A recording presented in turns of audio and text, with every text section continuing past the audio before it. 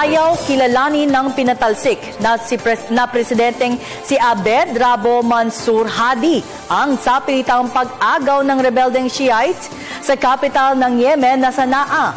Idineklara niyang ilehitimo ang pagkubkob sa Presidential Palace habang nanawagan sa agarang pagpapakawala ng ilang matataas na opisyal ng pamahalaan na nasa kustodiya ng rebeldeng grupong Houthis. Nanawagan si Hadi ng suporta sa international community upang kondenahin ang kudeta sa kanyang bansa. Humingi din siya ng pagkakaroon ng dialogo sa mga political parties.